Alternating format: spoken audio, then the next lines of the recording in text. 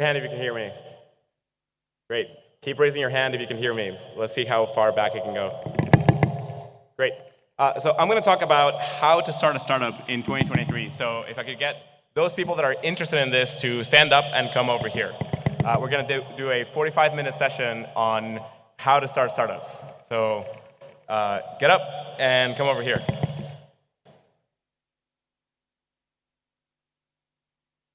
Nobody's interested in starting a startup. Yeah, a few people are interested. Who else is interested in starting a startup? Raise your hand if you're interested in starting a startup. A lot of hackers are busy. Great, so if you're interested in starting a startup, come over here and we'll discuss. I want to make it interactive. I want to answer your questions. So the more people are over here, the better it's going to go.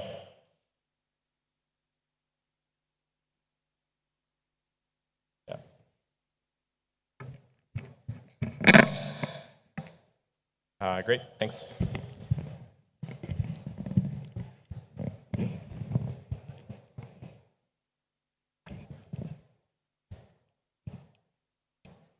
Great. All right, last call. Anybody interested in starting a startup and want to learn how to do it and get some structure? Come over here now. Pause what you're doing, come up and come join us. Okay, I see a few more people coming. Great, let's wait for those.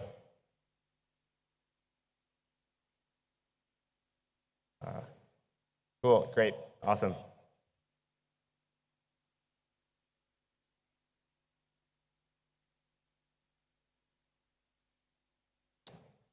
All right, great. Let's get started. So what I want to talk about today is a few things that are different in 2023 and try to give you as many tips as I can in how to get your projects from where you are now all the way into being startup ready. And what's extremely useful, or what a lot of people end up asking me a lot about, is how to go from early ideas and early product development all the way into something that is worthy of being able to be a startup. There's a lot of stuff in there, and that's what I want to focus on today. I want to break that entire kind of set of problems down for you and go talking through stage by stage what you should be doing and thinking about in each one of those stages. Let me know if you can hear me well or I'm speaking too fast. Raise your hand if you can hear fine. Cool, great. So first and foremost, it's worth acknowledging that in 2023, things are way different than they were in 2021 and 2020. Macro and crypto winter have hit pretty hard. It's going to be way harder to raise funding, and it's going to be way harder to earn revenue. That means that it's going to be much more competitive, and it's going to be much more difficult to get users to really stick with your products. So definitely harder. However, one key thing here, thinking like entrepreneurs, how do you turn this into an advantage for you? Well, you're in India. The cost of living here is way lower. This can be a super advantage relative to the rest of the world. So this might be an amazing time for Indian startups where you can take the same amount of money and make it go way further than many other companies. So this could be an extremely useful thing for you if you know how to play your cards right. Now, what else is different? There's a bunch of different parts in the Web3 space that are crowded or not crowded. When you think about the entirety of the space and think of all the different applications and networks and so on that have been built, certainly making new L1s, that's a super crowded space. That's not to say you shouldn't make a new L1, but there has to be a very compelling reason for why your network should be an L1. The space of scalability L2s, which was very new 2-3 years ago, is now also quite crowded. So unless your system can achieve scalability way beyond what everybody else is trying, this is also a pretty crowded space to go into. Even zero-knowledge L2s are pretty crowded. So again, unless you can have an extremely successful advantage relative to everything else, this is quite crowded space. Developer tools are also a quite crowded space. I see a lot of people building different kinds of developer tools, and that could be really useful. However, just know that many other people are also trying to build developer tools. And so unless your tools interface and compose really well with others, you're going to hit like a pretty crowded space. Now, what's not crowded? Cloud infrastructure, so anything dealing with massive scale computation, massive scale infrastructure for different kinds of products. So one strategy is like open up the AWS console, look at the products that are listed there, figure out what's different about that product, and look in the Web3 space. Does a product exist yet? If not, that's a good potential product to try. It's also not crowded to try use case specific infrastructure. So for example, if you're building infrastructure for, say, video use cases or infrastructure for audio use cases and things like that, those startups are being built now. And so you can think of those as not a very crowded space. And of course, consumer products. So think of all the kinds of things like social networks or games or e-commerce and so on, all of the kind of things that we use day to day in Web2 application land that have no analog in Web3, all of that stuff is not crowded at all. However, it's also pretty hard to build consumer products in Web3 still, so this is going to be, so definitely, it's a good time for it, but it might be hard to build this sort of stuff. So I want to go through all of the different stages of building a startup, and I'm going to break down a set of different features and what you should be thinking along the way. The reason I kind of wanted to structure it in terms of stages is because a lot of people that I've been talking to over the last week have described that they would love to turn their products into startup, but they don't know how, they don't know the playbook, they don't know the structure. Well, first and foremost, there's no straight up playbook. So the first thing that you should know about turning your new products and forging your own path is that as an entrepreneur, as a founder, and so on, you're going to have to create space for yourself. You're going to have to figure out a lot of things on your own, and often you won't find a playbook written or a structure written and so on. So the kind of loose structure that I'm going to give you today is very malleable and flexible. Startups vary a lot, and you're going to have to forge your own path. But hopefully this broad strokes set of stages can help you reason about the different parts and can connect you to a number of other resources that could be helpful in those places. So let's start with stage number one. First off, you should start by learning a lot about the world.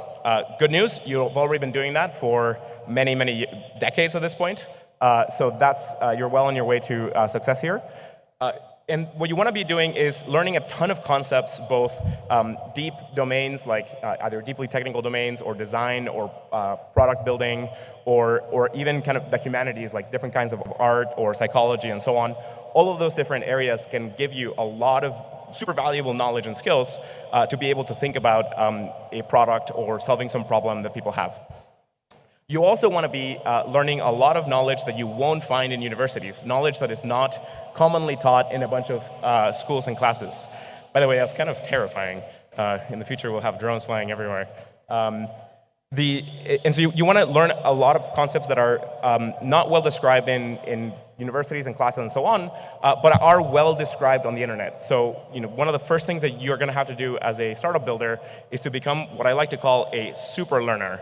Not only are you a learner, but you have to get really fast at learning, and you have to get really good at finding how to learn something. So if you want to learn how to do product development, you need to be able to kind of explore the internet, find what resources are out there, find good explanations, learn from that, try to structure your own learning, and so on. Becoming a super learner is like this amazing kind of like super advantage in the world. If you can kind of if you're not kind of held back from learning any random field, you can dive into all kinds of domains very quickly, figure out what's going on, how to use them, and so on, and you'll be in a pretty good spot.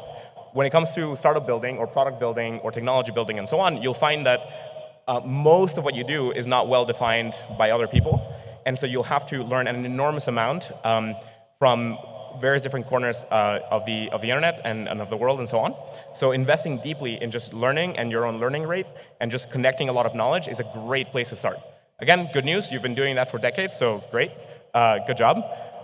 But you'll just be doing a lot more of it. So a lot of students tend to think like, great, you go through classes in school, you finish school, and then kind of like your learning sort of stops and now you start working. That couldn't be further from the truth. Like, you're always going to be learning. Your entire life is going to be learning, which is great. But if the sooner you get to be extremely good at learning, the better off you'll be in any domain that you try to tackle.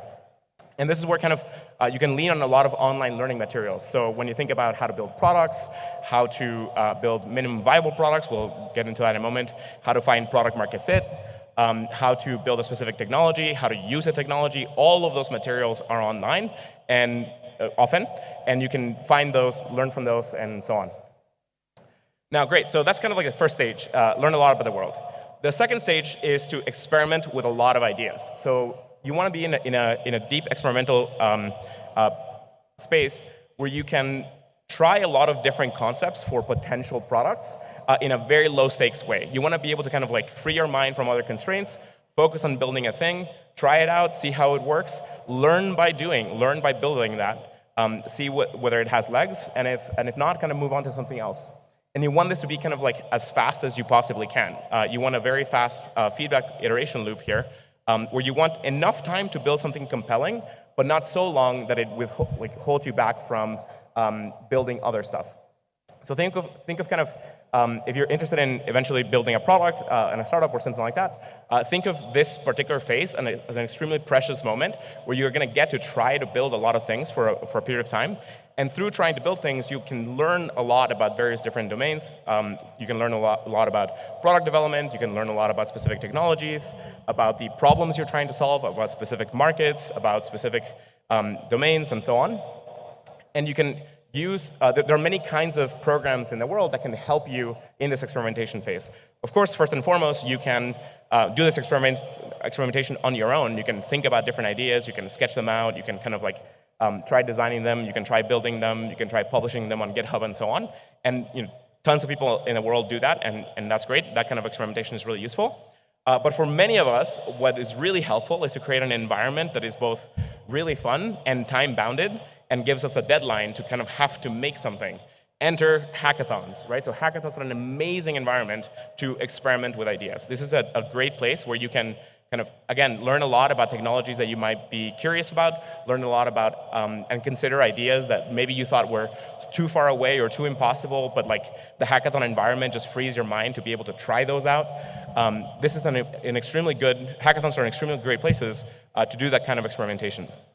Another thing that's really useful are things like requests for startups, where a lot of other groups that have thought about new business models that are kind of adjacent or new or about to be important can describe potential business ideas. And oftentimes you can find one of those there and be like, oh, wow, that's like super compelling. I want to go do that. Or other times you'll find that an idea that you had already considered is interesting to some group to fund, and then that can like help connect your interest to potential funding down the road.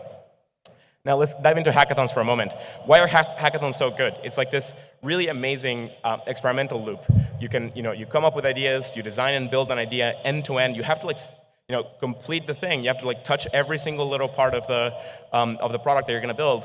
You have to like make it work, and you have to do it in a deadline. You have to finish the product, ship it, demo it to people.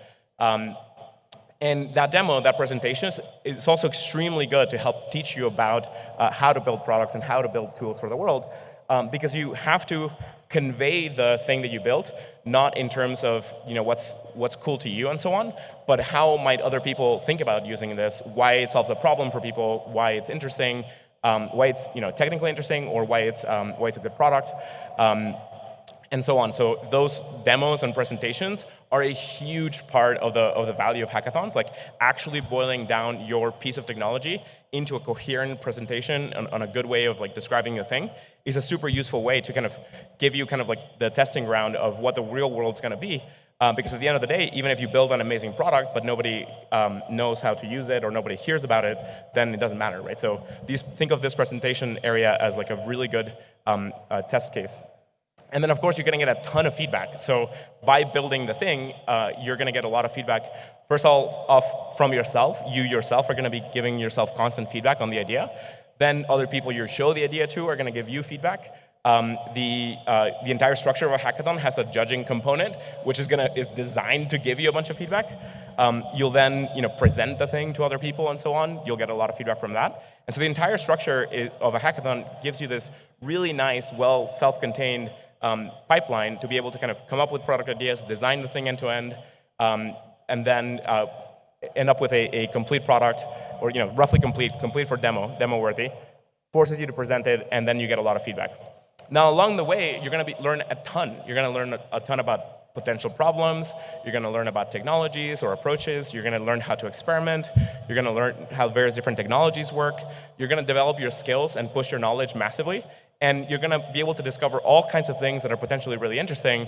And in that environment, you might find really interesting things that down the road you'll explore further, right? So in this hackathon today, you're getting exposed to all kinds of new and interesting ideas that you might then, even if you don't experiment with them now, you might experiment with them at the next hackathon or the one after that, and so on. So really kind of open your mind and be ready to learn a lot about various different things. One other critical component of hackathons is that you get to meet a lot of amazing people. You get to team up and work together on things. You get to kind of test working together under pressure, which is always really good to find great teammates.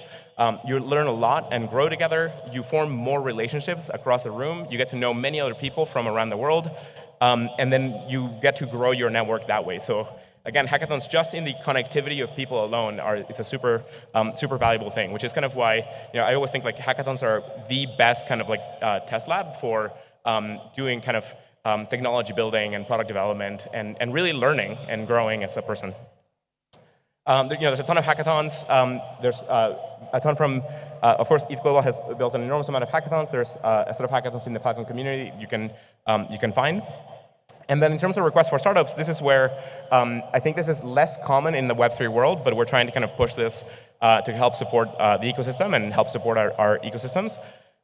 Writing out very concrete descriptions of potential things to start or the different kinds of startups can be a really useful way of conveying potential business models out there. So at some point, as you go along and you're looking for ideas to experiment with, go read these kind of requests for startups, or go read the, we have generated over the years with ETH Global, we've generated lists upon lists upon lists of lots of really cool hack ideas. So just go explore those. Read those, well ahead of the next hackathon, and you might find like super interesting and cool ideas lurking in there that you might want to build. Great. So, after you experiment with a lot of ideas, eventually through a hackathon, you might find one idea that you get super excited about, and you might want to follow or pursue in some way. So now, of course, this won't happen. This is very unlikely to happen in your first hackathon. This usually is, your third or fourth or fifth, potentially your 10th or 20th hackathon. So, again, each one of these stages has like this loop piece because you want to kind of stay in that stage and experiment a lot for a while before you kind of find like the really key valuable thing for to kind of move on to progress to the next stage. So now in validation, like suppose that you through hackathons or other kinds of experimentation, you found a really cool idea that you think has potential, that you got some feedback on. A lot of people are really excited by it. They say, hey, like that could really work as a thing. You want to try and develop it. Great. So now you get into kind of validation of that idea.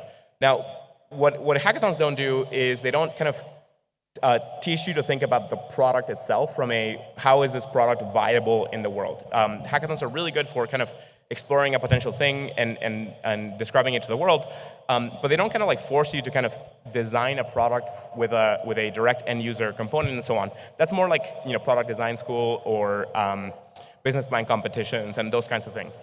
So now to go from really awesome hack to product and business or startup, you have to cross that barrier. You have to figure out what the product really has to be to solve a great problem. And so that means like figuring out things about the market, figuring out things about the potential users, figuring out what the problem really is, figuring out what other products exist out there that this is going to correspond to or interact with, what competition is out there, and so on. And this entire kind of like validation phase is well before you kind of like have a concrete product that you can then go actually start a company and start raising money for and so on. So this kind of validation phase is a little bit tricky because there isn't a good structure for it in the world. There isn't a set of programs like hackathons that gives you this. And so this is an area where really it's kind of like your interest in your idea that's going to push you through to get from here to the startup mode. Now, by these stages, usually people are either doing it themselves or in very small teams. So again, usually hackathons are somewhere between 1 and 4 people. Sometimes you get some larger groups. But in general, it tends to be like pretty small teams. Through this entire validation phase, you'll be in the same boat. It'll be a pretty small team. But now you'll have to be doing a lot more kind of research of the market space, research of the product, and so on. And out of that, what you want to do is you want to distill down a set of minimum requirements for the product. It's what I like to call a minimum product instead of a minimum viable product. So you want to get to like the very bare bones, like even before properly figuring out what is going to make it viable, just figure out the set of requirements and try to get like your early hacks or prototypes to get closer to that MVP. So it's kind of like somewhere in between a prototype and an MVP. Now, the good news here is that there are some resources and support and structure for this. This is where it's very difficult to now be in this stage. Once you have an idea and you want to pursue it, it's very difficult to do this while you have other jobs or while you're studying as a student and so on. You can definitely do it, and many people do. But it's definitely harder if you can't focus on it full time. This is where hackathon prizes are really helpful, because if you win a hackathon prize, that can maybe give you enough funding to be able to go and validate your product. Or this is where things called like next step grants are really useful, where you can get a little grant, so it's not yet investment funding or anything like that, but you can get a small grant to be able to validate whether or not this is a good product or a good idea, and so on. And so think of the scale of funding being kind of on the order of like, in like one to $10,000 or something like that, $1,000 to $20,000. So assuming that you kind of like have found something that you want to validate, that you've validated, and you can get closer to a product, you can then jump into the next stage. Actually, before that, I'm going to show some examples. So in this validation phase, it's really useful to get product feedback. So think of using your prototypes and your hacks and so on, and showing them to a lot of people, especially the target users that you're going for, and gather a lot of feedback. Analyze that feedback, get a sense of, do kind of like potential customer interviews, get the insights of whether or not this is going to be a useful thing for them. And when I describe product feedback and customer feedback and so on, it sounds like very corporate speak, but this really just means, in some cases, like, look at your thing, take your hack, post it on Twitter, and ask people what they think. Or reach out to specific people who you think may have really good feedback for this. So whatever it may be in your market, in your community, and whoever you're going to be whoever you're going to make this product for, get in touch with those folks and gather feedback from them to figure out whether or not the product is going to work. And crucially, whether or not it's like what direction they would say, what kind of features they would want, what kind of price points they might care about, what potential business models make sense. So this is where crypto gives us an amazing set of tools and structures to create new business models. This is where you want to be able to kind of validate those things. Like, be like, is this good enough to be like a protocol structure with protocol token, or is this could this be like a smart contract with some kind of revenue flows in there, or is this a traditional product where you actually have a standard piece of software that either is a SaaS thing or some other kind of structure where you sell the software. And so during this whole validation phase, you can kind of figure out like the corners and the constraints for what your product kind of has to evolve into.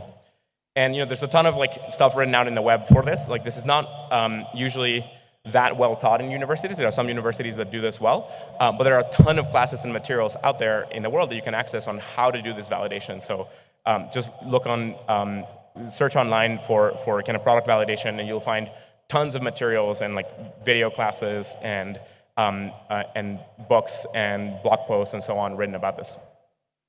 And then in terms of microgrants, there's a lot of groups that are doing these kinds of things, but you can think about like these next step microgrants as a really useful tool to then go from like your hackathon project into testing whether or not this is going to be a viable startup. Great. So supposing that you've validated a thing, now you're okay. Great. Like, you know that you have a product in your hands. You think it's going to be an interesting idea. You think it's going to be compelling. Now you want to go and like fully build it and launch it to the world as a product. And you want to kind of like start the startup, whatever that may be, whether that's a company or a crypto network or a DAO or a nonprofit or whatever it is that whatever your startup is going to be.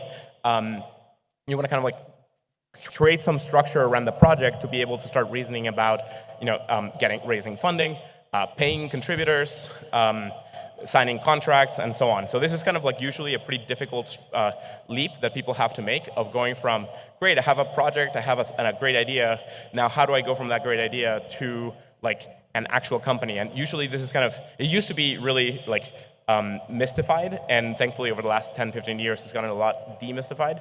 There's a lot of good guys and good products out there, so things like Stripe Atlas and so on make this easier. But this is also where accelerators fit in and become extremely useful. They can sort of teach you and handhold you through a lot of those processes, and they can be extremely useful sounding boards and connect you to a lot of mentors in various communities that have precisely like the right skill sets and knowledge, or know the market that you're going into. And so this is the right stage of like, great, so you had a product idea, now you're turning it into a business of some sort, and here business doesn't have to mean, again, a corporation or a traditional business. You can think of a protocol like Ethereum or Filecoin and so on as a business too, in a sense, in that it is a service that is providing some economic value to the world, and it has some cash flow going through it. And so that, in a sense, is a business. You can think of it that way as well. So now, at that point, accelerator programs are precisely like what you want to lean into. It's one of the better structured areas. So before, a lot of these other areas may or may not have programs. Here, accelerators where you have a pretty well-structured thing, and it's the last really well-structured thing. After that, it's kind of investment from investors or other kinds of funders, grant funders, and so on, and that doesn't have very good structures. So again, like this is kind of it's a ton of like, this usually is like the leap from nice, interesting ideas and product development into piles of paperwork, having to set up bank accounts, having to set up accounting, getting to know how to work with lawyers. And usually this is kind of like a big leap where a lot of like would-be founders have to figure out how to do all of this stuff from scratch with like knowing nothing. This is again where being a super learner is really helpful, because a lot of this stuff is well described online. But this is where a lot of kind of teams end up hitting roadblocks here if they don't have a good structure for learning through this. And throughout this, so that's kind of like the kind of structure around the team, like the structure of the corporation or the crypto network or the DAO or whatever you're gonna do. Separate from that, in the product side, you want to advance your like minimum product into getting to building an MVP that you can launch. And launching it here usually, of course, means launching it out to the world to get a lot of feedback from your users. But in some cases, some startups are like doing all of this completely in stealth mode. So famously, Apple kind of like didn't do a lot of like kind of direct launching doesn't do a lot of direct launching of MVPs. They kind of like deliver a finished product. Of course, they're a massive company. But startups like Figma also grew this way, where they were kind of developing fully in private, but their version of MVP was a product for themselves. So they were their own customers, and they worked with a few people to develop something like really good. Now that it's way harder to develop in secret and develop in a smaller circle and so on. You don't get a lot of feedback from the rest of the world. So usually, what if your product is kind of crypto native or Web3 oriented and so on, you want to lean into deploying it out into the world and launching it publicly. And usually, you can get to a pretty good state with your product, launch it out into the world, and start getting a lot of feedback. The kind of image in the bottom left is really useful. Usually when teams start building a product, they kind of draw these like extremely detailed concepts and plans for what the whole thing is going to be. And they just sort of like start building. And they sign themselves up for years and years of building before the product is done. And that's totally the wrong way to do it. It's kind of like what feels more correct to do, because you kind of want to build a super high quality finished product. But that's not really what a minimum viable product is. In order to kind of test whether the thing is gonna work well and give yourself feedback, you want to have enough of each part to make the product kind of start. So think of kind of having enough functionality, enough reliability, enough user experience components, enough good design, just to get the bare thing working. And so this kind of, I sometimes think of it kind of like a spiral as well. You kind of like go in every direction just a little bit, just to get to the next stage, and then you can go deeper into each one of these areas. And this, once you have a product, you can launch it out into the world, and that's when you can kind of start marketing it out there, start trying to get adoption, reach out to various users, and kind of get people trying it out and using it, and so on. Going back to accelerators, huge plug here for Tachyon and Longhash. Gabriel from Tachyon is here. You should talk to him about the program and so on, and kind of how it works. I don't know if folks from Longhash are here. Maybe yes, maybe not. And there's a lot of other accelerators in the Web3 space as well, and in the broader world. These are extremely useful programs that really make it dramatically easier for people to start companies. Great, so suppose that you kind of go through an accelerator program, you kind of build the structure of the startup, you start hiring people, you start being able to, you have a bank account or a wallet for your DAO, and you start getting adoption, and you kind of get the first legs of the product working, and you kind of have some early users and so on. Now what you need to do next is get traction, like get your product to have very strong traction with your market of users. This is what is going to be kind of like the gauntlet before kind of getting to kind of growth and scalability, is to get enough of the product right that you can start getting some strong growth signal from your user base, where suddenly you solve enough of the product problems and you solve enough of the key components that a set of users are starting to use it, and the product starts growing through either word of mouth or any marketing that you're doing and so on. But you're starting to retain users, meaning users want to use this thing and want to keep using it. They're not just kind of like checking it out and disappearing.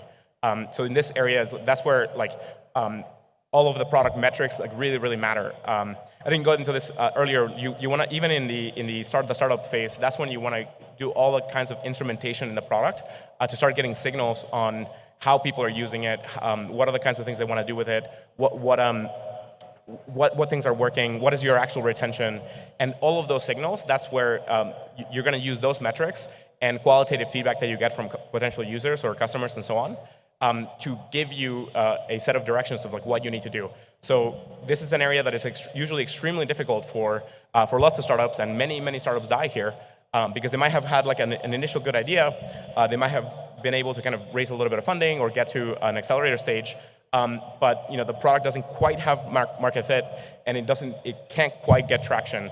And so this is where a super strong emphasis on metrics, like being really rigorous and careful about every single kind of interaction that users have with the product and what that's doing for the potential of the thing, what your actual retention is, and so on. Like you want to get those kind of small structures for the product working extremely well. You want to kind of increase retention as much as you can. You want to get find the right way to market the product, and so on.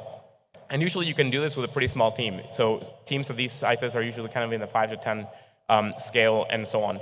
Now this area, this is where you go from kind of accelerator programs that are more structured into the fully unstructured land of like startups. And this is where, say, angel investors and so on fit in.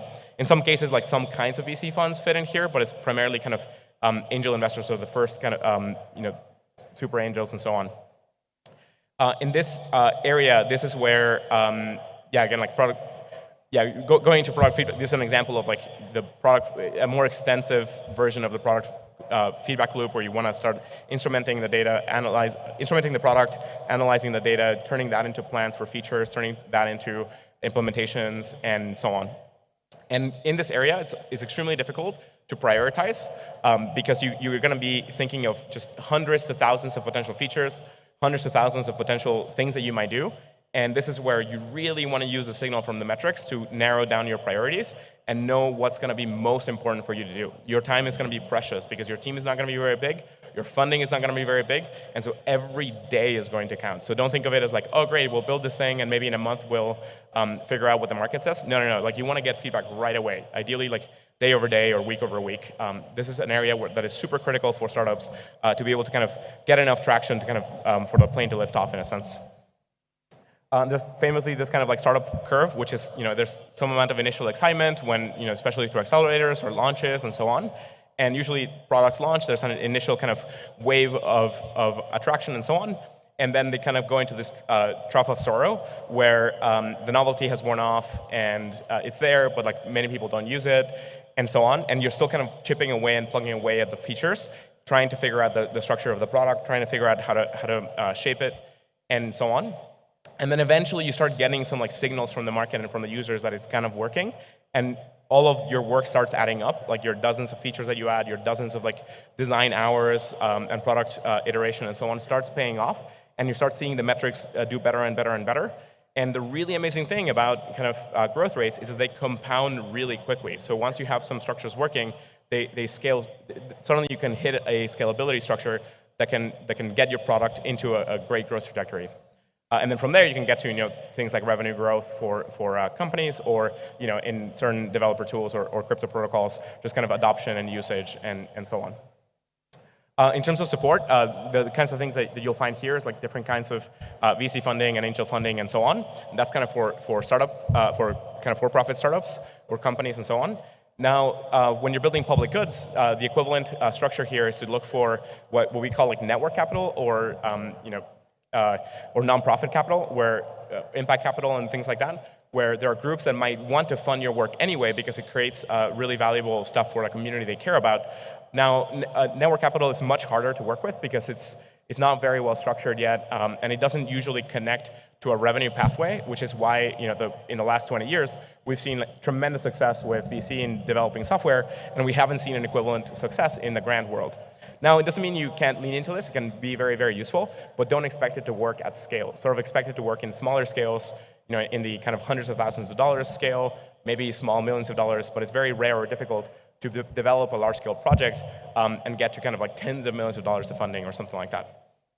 And then in terms of support and helpful, like the PL network can sort of connect you to lots of investors and various groups.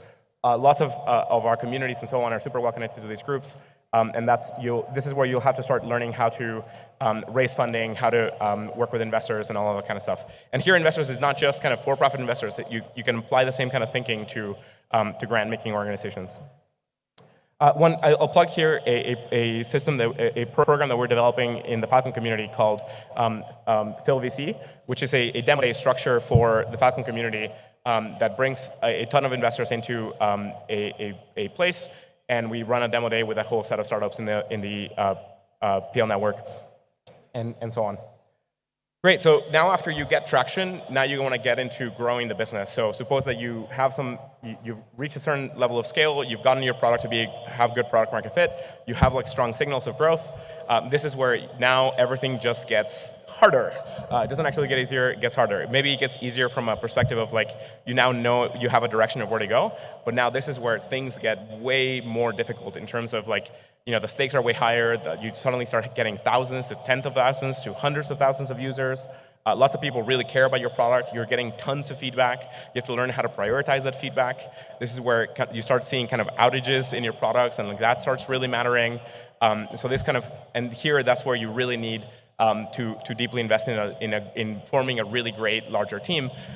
Usually companies or startups grow from small 5 to 10 person teams to 10 to 30 people, and that becomes kind of like seed rounds and seed investments. And this is usually where VC comes in. So VC does not come in the earlier stages. This is finally where like traditional venture capitalists come in. And this is this is very surprising to a lot of people that are new to building startups. Usually you think of venture capital as kind of being involved very early in kind of like the idea stage. And sometimes that happens, but for the most part, that's not how it works. Usually, VC gets involved once there's a very strong idea, very strong product market fit. There's a very good shape to the problem, and then you sort of get started. And this is where we've been building kind of like this broader investor network to help support a lot of the startups in the community. Now, I want to talk about advantages for Indian startups. So in this crypto winter world, you have a way lower cost of living. So this is like a huge advantage. Lean into it. Like many of you might be tempted to like leave India and go to like more expensive places because you feel like there's a stronger network there. Don't do that. Like India has like an amazing good tech network and so on. And right now, especially in this moment in time, especially when the rest of the world has like this macro winter, being here might be extremely, extremely helpful for you. And you'll be able to recruit people in these areas and so on. Also, Indian is like super deeply technical. You have some of the most brilliant engineers and developers in the world here, like in high quantities, and this is a super advantage to almost any other country in the world. Now, you have less of like the startup ecosystem is pretty large, but there's less of a Web3 ecosystem. That's why we're here. We're kind of growing it. But here are some advantages. Now, I want to poll the room. I didn't put too many things here because I wanted to hear from you what you think are some advantages for the Indian ecosystem. So I want to like ask for a few ideas from the audience. Like raise your hands if you have like ideas of like what are the advantages for Indian startups that you want to kind of call out for this group. Like raise your hand if you can think of a few or one. And I'm going to stay silent to make it awkward until I get one or two. Yeah. Can you yell louder? Yeah, huge population. So India is very large, which means that usually there's a lot of different kinds of problems that people might run into, and that means better and more interesting markets. And it also means that there are like niche markets that you might be able to serve really well that are tragically underserved in some way. What are their advantages? Yep.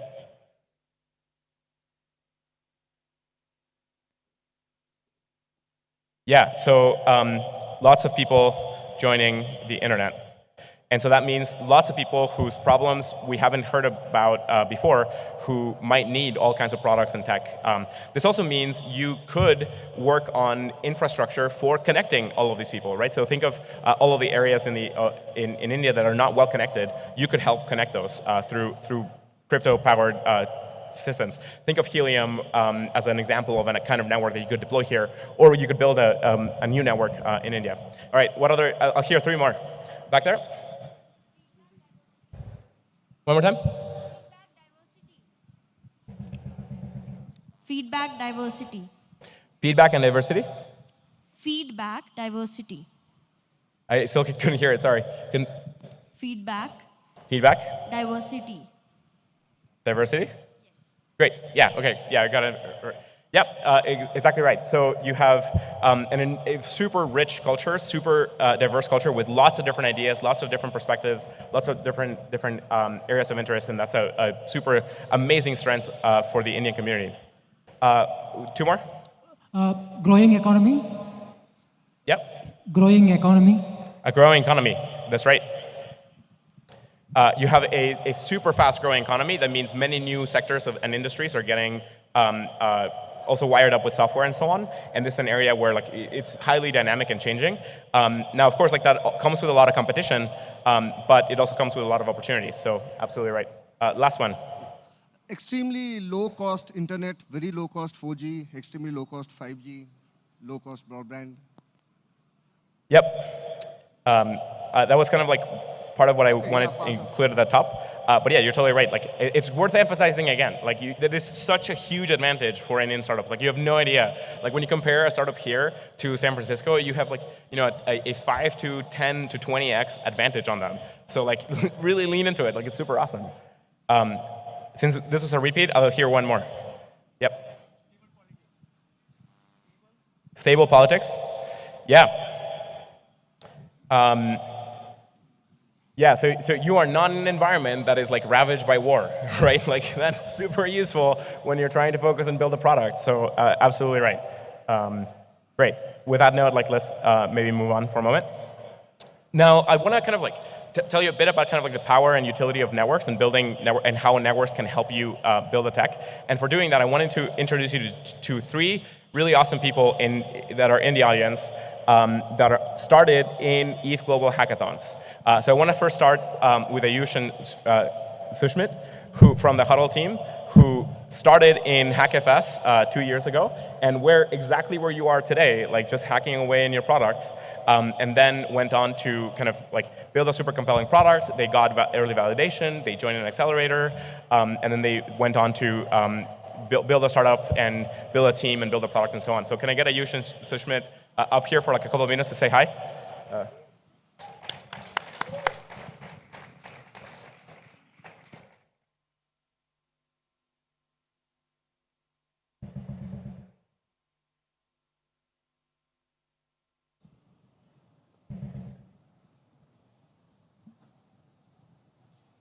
Awesome. Can you very briefly, like in say 1 minute each, kind of tell a little bit about your story, especially when you were, you know, what brought you to the hackathon and how you went from the hackathon to building a product? Starting with you, Ayush. Hi, hey everyone. Great to see you all. So the journey of myself going into a hackathon started off. So I'm an electrical engineer by my education, graduated in 2016. Did a lot of work, product and growth in a lot of B2C based startups in Indian based communities, very Web2 based. And then 2019, and I started seeing a lot of hackathons which are happening by ETH Global. And that's where I saw that in HackFest 2020, that a lot of people were building a lot of stuffs. And that's where I and Sushmit came together.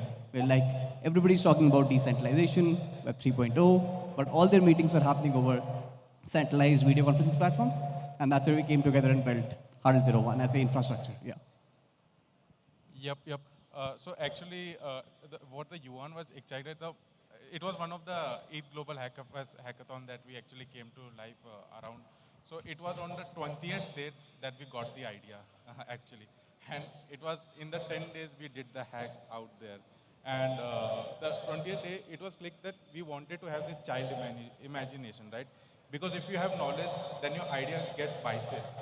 So what you need is that you need to solve ideas without knowledge biases. And that is something I think you can get a much better idea. So we got this, okay, it's in front of us. We can like make a much better version of Zoom out there, a decentralized version of Zoom. And when we started working on that, we realized there's much more better problem to solve, the RTC stack. Like that is something that actually missing out there and something that needs to be get built so that it enable larger stuff. So yeah, that's the journey. Hackathons are like hyper competitive thing. If you survive this competition, you can survive the external competition, and then you go to accelerators, right? So in accelerator, what happens is that the product in hackathon is something that you want to build, but in accelerator, it is the product that the world wants, right? So you need this synergy between two. And yeah, and then it's like you go to outside world and get like the feedback loop and iteration that would always be there. That's like evergreen. And just if it's a 30-day hackathon, it really helps you because there are a lot of office hours happening. You get a lot of validation from the people who have already built stuffs earlier. So that's what happened. We started building. We started having a lot of even failures. We're like, hey, you can do this, you can do that, and that led to building stuffs, which led to a product which was matured enough to be used by people in the hackathon itself. So a 30-day hackathon generally helps in building something which is an MVP, which could be used by consumers, people, clients, etc. Yeah. Thank you. And yeah, first of all, does this map of the stages like fit well with what you were doing? Yeah, absolutely. So this is how, yeah, if we just talk about it, this is how we started off. When we knew about that, we have to go into the hackathon. We had to learn WebRTC first as a protocol. We didn't know WebRTC earlier. And since it was a very long stage hackathon, we got time for essentially like 5 days to just learn more about it, iterate into it. And then as we move forward into it, we had a couple of ideas on what we can do in the hackathon. That means if we are building a video conferencing platform, what kind of, where we are catering towards, which kind of category? Is it education? Is it Web3 native, NFT-based communities? And then we moved on to an accelerator. Gabriel is here. We had a chat with Gabriel, and then we got into Techion. And from there, our mental model started getting built. Then we raised a pre-seed round, seed round, and now our Series A. So that's the overall journey. Like, Yep. Yeah. Awesome. Thank you. And huge congrats, by the way. Like, it's really amazing to see all your progress in 2 years. It's so cool going from hackathon hack to where you are now. Huge round of applause for these guys. Yeah. And I wanted to bring up one more person, Harsh from Push Protocol. Are you here? Harsh? Yes? No? Maybe he's probably in the booth making sure that things are going well. So if you see Harsh somewhere around, you can get his story as well. He and his team started in Hack Money right before Ayush and Sushmit with Huddle, and had a very similar story. Built a product through a hackathon, tested out a lot of different pieces. Then the early product was pretty varied, had a lot of different possibilities.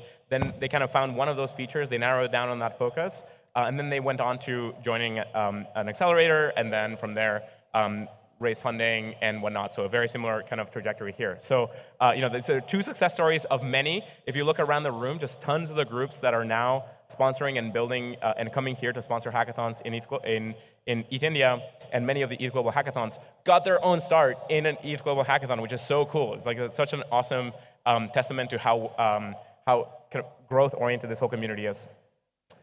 Cool. So I wanted to kind of finish with just a quick plug for our network and being able to kind of help and support you along this way.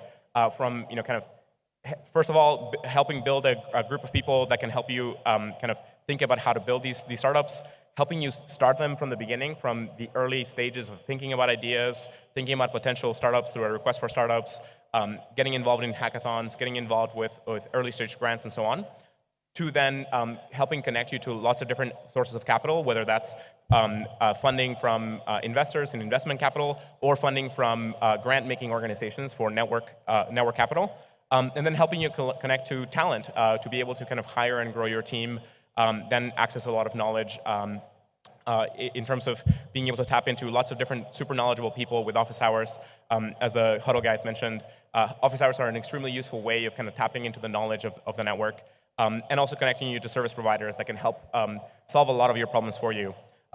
Just in terms of networks and so on, think of like being able to build a whole community of people and other organizations and so on, and being able to keep in touch over the internet. I think one of the things that is very important to remember is that the internet connects you to everybody else in the world, so they're really only kind of a few messages away. And so if you kind of can lean into the connectivity of networks, whether that's the ETH Global Discord or any other Telegram groups that you're part of, or any of these kinds of networks, you can lean into that. And lean into especially structures that can give you kind of office hours, or to have some structure to help tap into the knowledge that people have. And yeah, some other, PL can help you with talent, help you with people processes, can help do coaching and advice, can help you with some of the tech and the service providers and so on. Great, so that's all I wanted to talk about. That's how to start a startup. Great to see everybody. Good luck with all of your hacks and all of your development. And remember that this is a super iterative process, and you're going to be in each one of these stages for quite a while. And I strongly recommend that you super enjoy the hackathon period and process, and do a ton of hackathons, learn a lot, get to know everybody, try out and grow your knowledge, and then from there get to building a startup. Thank you very much.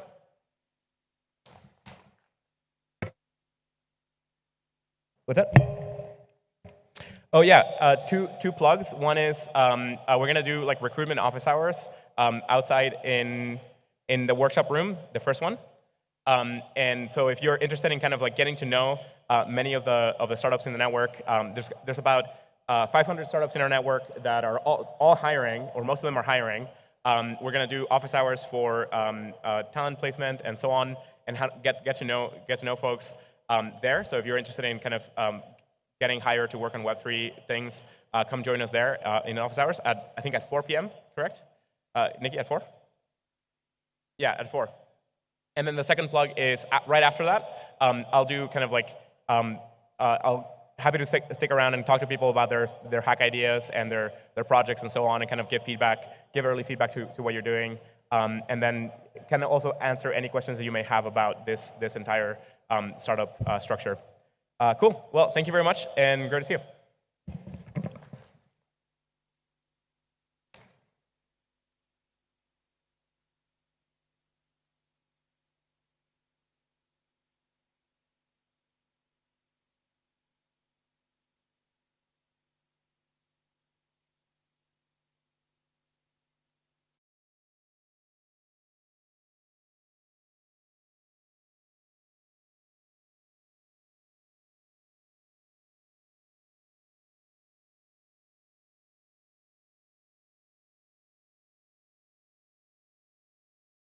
Stuff right now.